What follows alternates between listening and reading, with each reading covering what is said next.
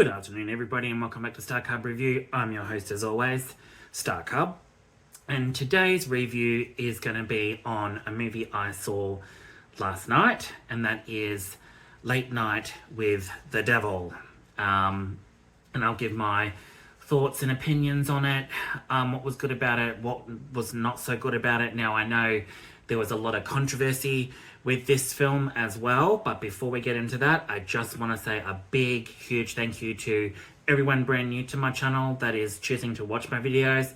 Thank you so much. I really, really appreciate it. For everyone returning, you guys are amazing, absolutely amazing. Thanks so much for the continued support from everybody, new and returning. And without further ado, let's get into it. So, Late Night with the Devil, went and saw that last night, and now I'm going to give my honest opinions on it, because some of it is good and some of it is not so good. Now, I'll start with the controversy for this film, and that is the fact that, you know, there were calls to boycott this film because everyone had heard that the director and that had used AI in the film, and there were boycotts to boycott it because, you know, AI is going to steal their jobs, blah, blah, blah. Well, it's now been found out that it's very minimal AI, and it's very controlled AI for the stuff that you couldn't authentically replicate from the 70s, so they used the AI art. So throughout the film, you could see where the AI is used, but it's very minimal, and obviously from what I've heard, the director even said himself, talked about it, and said it was very minimal use. So there was all these boycotts for it, and, you know, I follow particular people on YouTube that called for a boycott of this film as well, not knowing the full extent of what was going on to begin with, called for a boycott, and then, you know,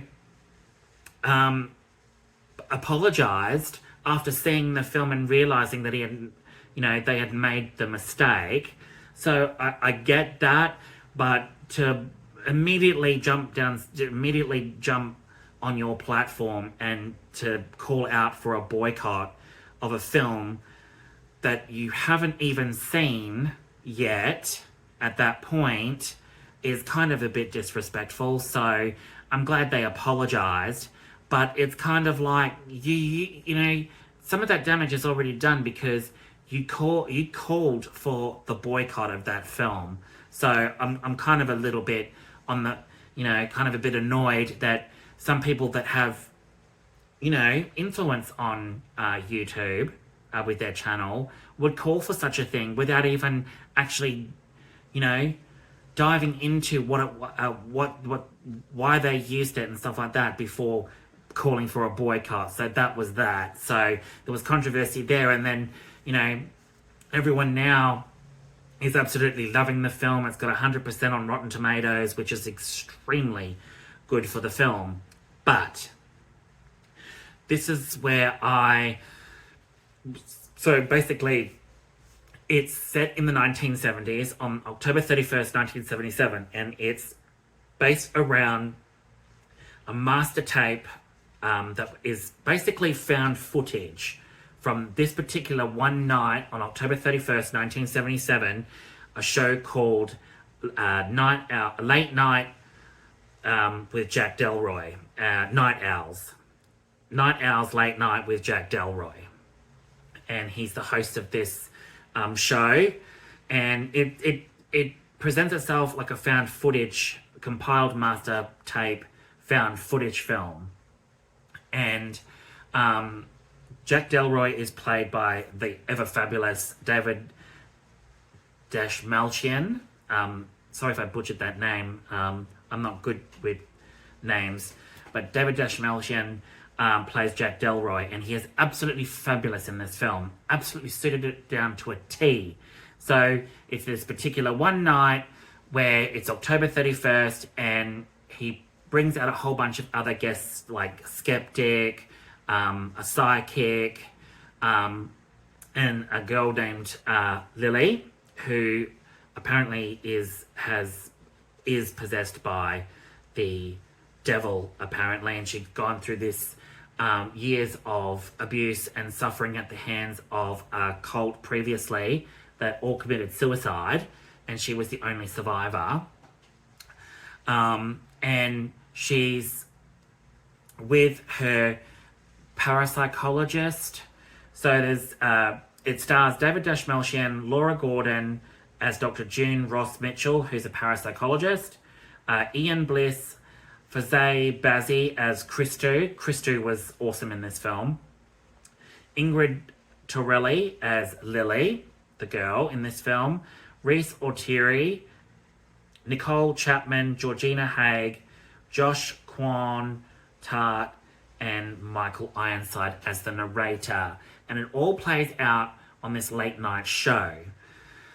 And as we progress through the film, we get a lot of, backstage stuff that's happening behind backstage. So it's very, very authentic. It comes off very, very authentic. Seeing a lot of the stuff backstage, how it's presented, and then we're presented on stage with all these things they're talking about, skeptics and psychics and sensing things and all of that. But then progressively, as we get more and more into it and Lily comes out, we're then under the assumption that she's been possessed by supposedly the devil, but she calls it Mr. Wriggles.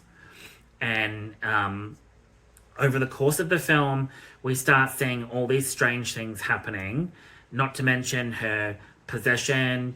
Then the supposed demon is talking in all these different languages, talking in different, not different languages, but different people's voices. And it goes from there, and it gets more and more bizarre, but also unfolds exactly like a found footage tape. And it's not until towards the end where it changes into a more contemporary film style that it kind of loses me a bit. Now, I will say the acting and all of that, the cast were extremely well done. They played their parts really well. So there was that. The setting, the sets was done amazingly, made it look like authentic 70s. So costumes and everything, hands down, was amazing. Presentation was great. And then I'm going to get into the bad stuff about this film. So there's going to be a few little spoilers.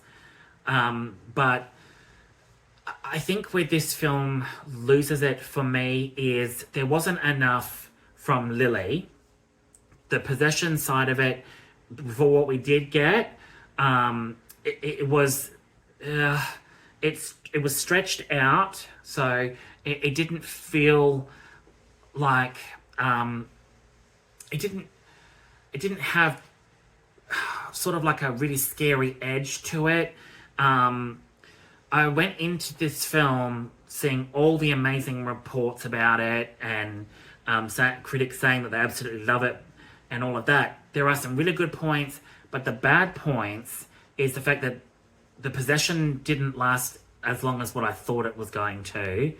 Some of it had unnecessary drag outs just to drag it out, but it was done in such a way where it could have been more focused on bringing out more of the cult aspect, what Lily went through and stuff like that, and the actual demon itself, Mr. Wriggles.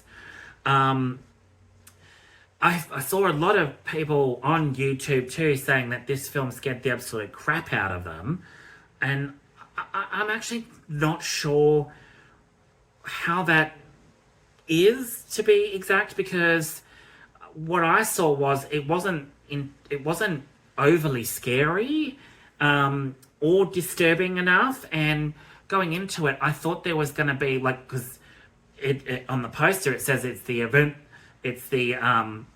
that shook the world, and I kind of watching it going, this is not as shocking as what I thought it was going to be. There wasn't enough possession time as it was. we didn't get to experience more of the demon, whatever whatever it was, the devil supposedly.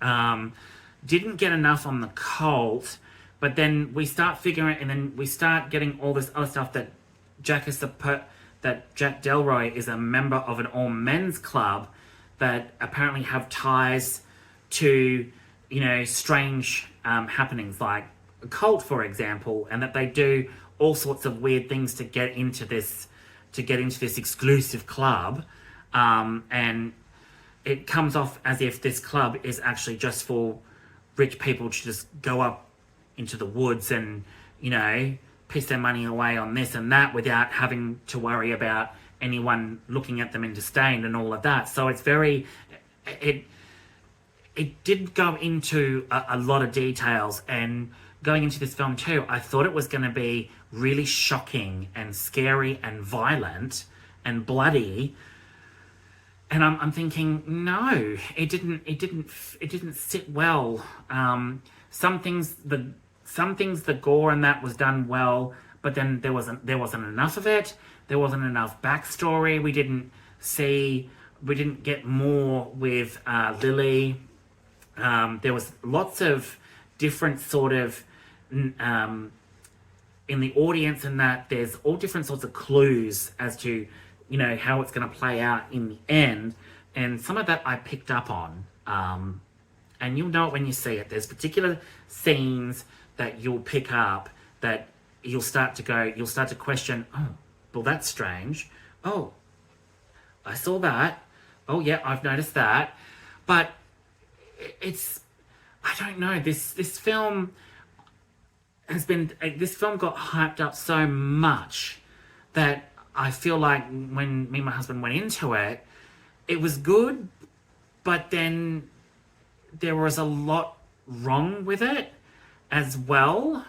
There seemed to be certain cuts that it's obviously made to look like a master tape and found footage, so I get that, but there was certain cuts that felt out of place.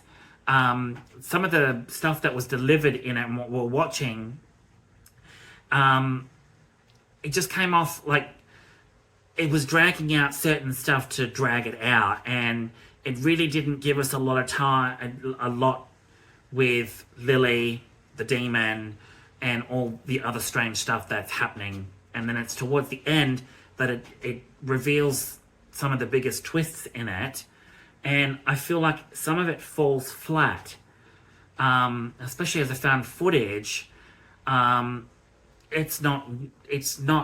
It didn't shock me in any way, and I have to say,